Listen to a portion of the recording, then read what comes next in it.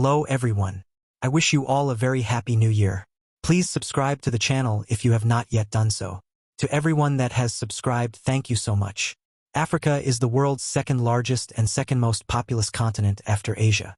Spanning about 11.7 million square miles, including adjacent islands, it covers about 20% of Earth's land area and 6% of its total surface area, with nearly 1.4 billion people as of 2021. Africa accounts for about 18% of the world's population. It also has the youngest population among all continents, with a median age of 19.7 in 2012 compared to the global median age of 30.4.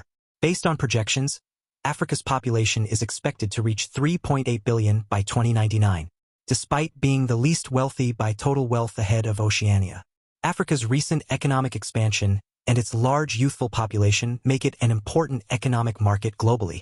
The continent is rich in natural and food resources, including sugar, copper, diamonds, gold, salt, iron, cobalt, uranium, bauxite, silver, petroleum, natural gas, cocoa, and tropical fruits. It is so rich in resources to the point that no one should be poor in Africa. Alas, it is the opposite, sadly. Let us carry on. Historically, nations have acted based on their personal interests even before the age of exploration.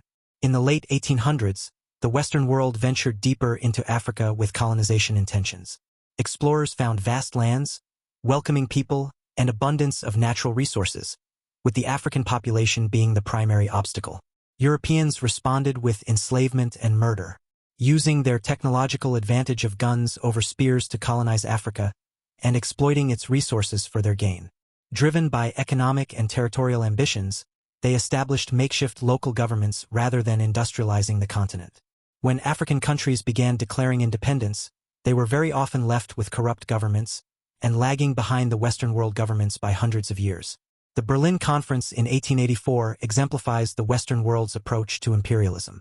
The conference essentially involved the partitioning of the African continent among Western leaders. Representatives from Britain, Germany, France, Denmark, Italy, and other nations attended the conference. Their objective was to resolve the rivalry and competition over colonizing Africa. They treated the African continent as if it was unclaimed land. They divided and allocated Africa among themselves. The question whether Western countries regret their historical exploitation of Africa and its resources is complex and varied. Officially, there have been numerous acknowledgments and apologies from some Western leaders for the injustices and exploitation that occurred during the colonial times. The gestures often come with commitments to aid and development programs aimed at addressing historical wrongs done. However, opinions differ greatly and widely among individual governments in Western countries. Some see these historical actions as a regrettable part of their past, while others may not feel the same level of responsibility or regret. Additionally, contemporary political and economic interests can influence these perspectives. I reckon it is important to continue advocating for recognition and sustainable partnerships that respect Africa's sovereignty and contribute to its development. The ongoing dialogue about colonial history and its impact is crucial in building a more equitable future. Also, it is important that Africa safeguards its resources.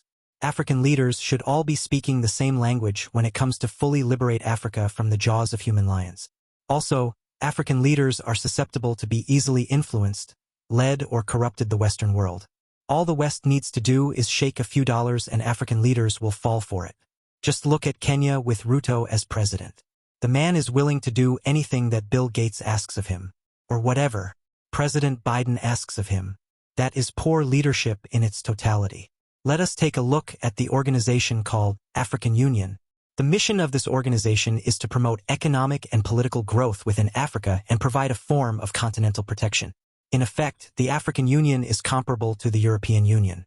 Now, you tell me, whilst the European Union is actively prioritizing its member states and their citizens, please can someone tell us what the African Union is actually doing for Africa? Why is Africa still suffering from starvation? Why are African countries fighting one another? Why are African countries looting Congo's minerals? Let's continue. Western media often portrays Africa as being impoverished. Global educational inequalities pose major issues for several African countries. For example, Hungary's literacy rate of 99% starkly contrasts with Mali's rate of 28%. High rates of malnutrition and disease are a concern for many African nations. That's a fact. This topic holds global significance because Africa is an integral part of our world. With abundant natural resources such as diamonds and oil, Africa is a major contributor to the global economy. If promoting stability and human rights for economic benefits is not enough, consider the ethical perspective. Poverty hinders villages from installing wells, forcing people to travel 4 miles for dirty lake water that would be unacceptable in the Western world. Corrupt governments are preoccupied with accepting bribes, ignoring or failing to prevent civil wars and massacres within their borders. Fear drives families to migrate to safer areas, resulting in cramped and unsanitary refugee camps.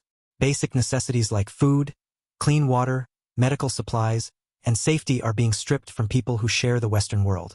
Yet, these basic human rights are ones that the West often takes for granted.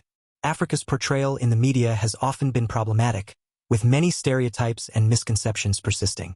For instance, the media always focused in negative aspects like poverty, conflict, and disease, creating a one-dimensional view of the continent.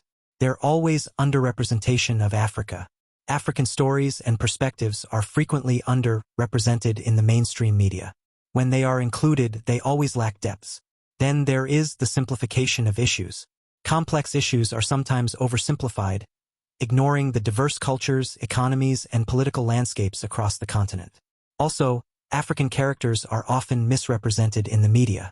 Either they are portrayed in minor roles or reduced to stereotypes, such as being hypersexualized or associated with crime.